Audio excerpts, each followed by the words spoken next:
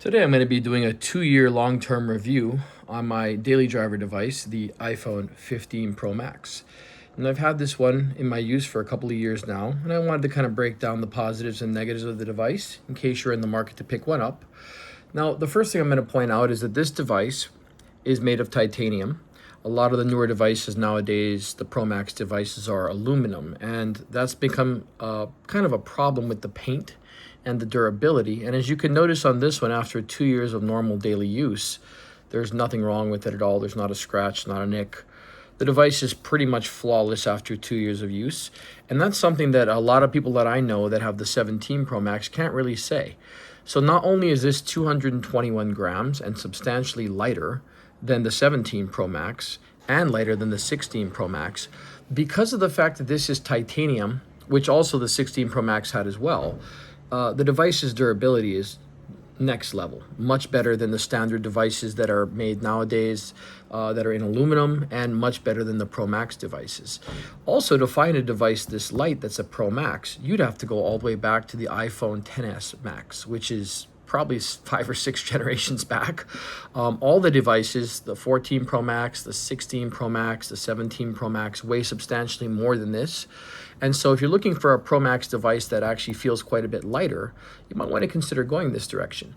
Now, there are a few things that I've noticed over the last couple of years of using it that are not exactly the greatest in the world, but I will point something out. I recently have gotten my hands on a 17, which I reviewed recently, and I've been using that for a few months now. And as far as app stability, for some odd reason, even though this has an older processor than the newer 17 series phone, I've had no app crashes on this in the 2 years I've owned it. No app irregularities, no loading problems, nothing at all where it's caused any issues whatsoever. This device has been extremely solid software-wise for the last couple of years for me, and battery life also has been amazing. Versus on the 17, which obviously is a quicker device. And I have noticed there's a speed difference on the 17 device that I have, but this right here seems to run very quickly and has absolutely had 0 crashes in 2 years. Versus my 17, which I've had probably 3 or 4 app crashes, some apps that just didn't function properly, but on this particular device, I have never had that issue whatsoever. So I kind of want to point out that even though this is an older device, it's not slow at all, and it seems to have better app stability than the 17 Pro series and the 17 series from what I have found.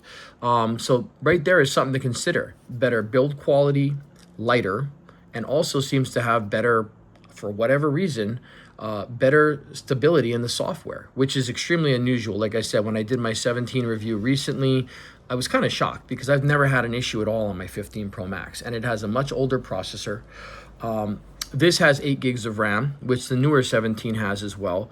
The 17 Pro Maxes are running 12 gigs of RAM, but I've never had any problems with the 8 gigs of RAM that's on this. So something to consider there. You know, just because you have more RAM doesn't mean you necessarily needed the RAM. This does run Apple Intelligence for what that's worth. The 15 Pro Max series and up runs Apple Intelligence. And I say that kind of in a laughing way because if you've used Apple Intelligence, you'll know that it's not exactly that intelligent. Something to consider there, that no matter what, if you're getting this or you're getting the 17 Pro Max or the 16 Pro Max or the 17, they're all going to run Apple Intelligence very similarly, and that is to say that it runs it and it doesn't really run it in a way that's very intelligent. Doesn't really have a lot of useful intelligence features, unfortunately, which they promised us a few years back, but this is just about as good as the 17 is as far as intelligence features go. One thing I will point out with this device is that even though it does have the titanium, which I really, really like, because just like I said, from a standpoint, durability-wise, this and the 16 have the titanium. The good part is there is no camera control button. I've noticed recently on my 17, I just have a really serious issue with constantly depressing the camera control button by accident. Now you might think this is one, but this is a 5G antenna actually. So not a camera control button. The other thing I'm going to point out too is if you're purchasing one of the new Pro devices, the 17 Pro Max or the 17 Pro, you're going to be spending $1,200 to $2,000 depending on storage. I found this device recently renewed in Amazon for about $500. So that is something to think about because the device is a better build quality, it's lighter, and yet it's also substantially cheaper on the renewed market, and it's only a couple of years old, still getting all the software updates, and you can save yourself over half the price of a 17 Pro Max by purchasing a 15 Pro Max. And from what I've seen, the stability on this device is better. I really, really dislike, and it's not only me. I've had several other people that have told me they really dislike the camera control button on the 16 and 17 Pro series.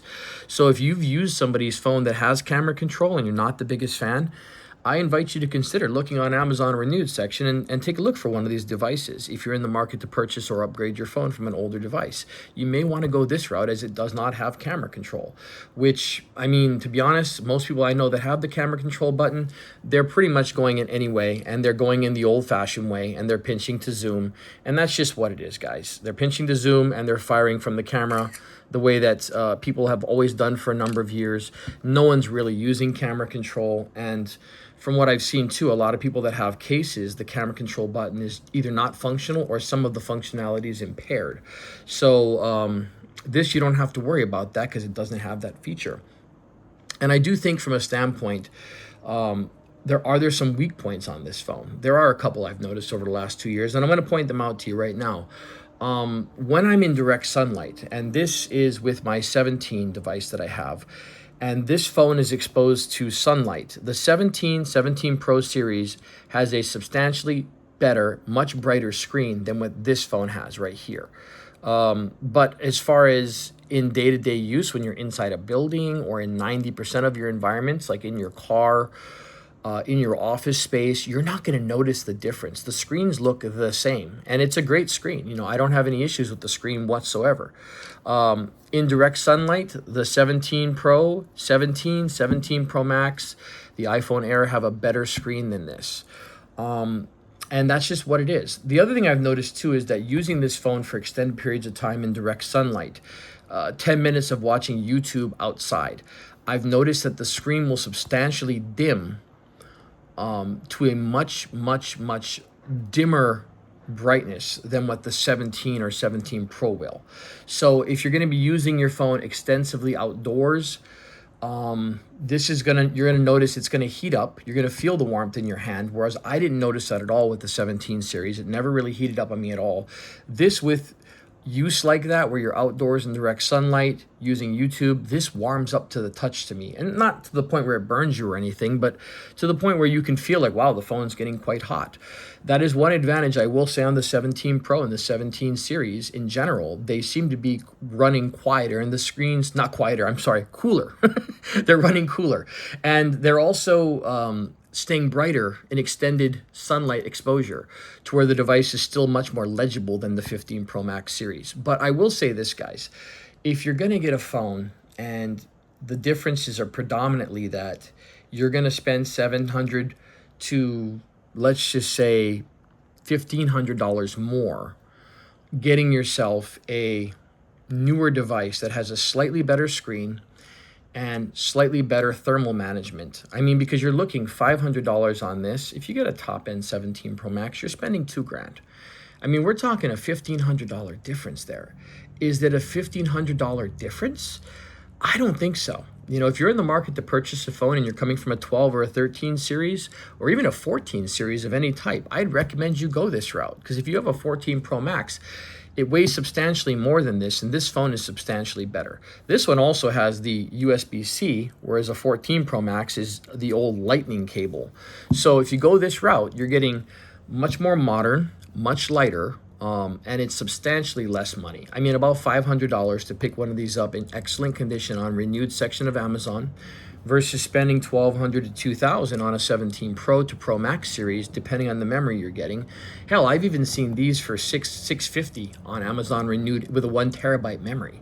So consider that. I mean, is the newer phones, are the newer phones better? Yes, they're better. Are they $1,500 better? No, absolutely 100% not. The other thing I'm going to point out too, and this is with the Pro and Pro Max series of phones on the 17 series. People have heard this. I don't need to be the one to tell you, but there's been a lot of complaints. People are saying that their devices are having paint peel off or chip very easily to where you've got a brand new phone that's a few months old and the paint's coming off on it. The paint looks horrible. Also, they're denting super easy. People that have had the device for a few weeks have got dents and dings in the corner. Oh, I dropped it on the corner of my table and now there's a permanent dent, basically. Sorry, phone call coming in. But I will point this out, that when you look at that and you go, this right here has the titanium frame, which never seems to dent or scratch or scuff. Look at that. There's not even a scratch around the actual port. I'm just going to point out, guys, that I think if you're in the market, you can't really beat this phone for the money. You might want to consider it. It's just something where I can't see spending $1,500 more or even $1,000 more to get the 17 Pro Max series when you could get this for $500 to $600. And I'm not in the market to upgrade anytime soon. Any phone I get pretty much at this point has to not have camera control, because the camera control engaging constantly is just annoying.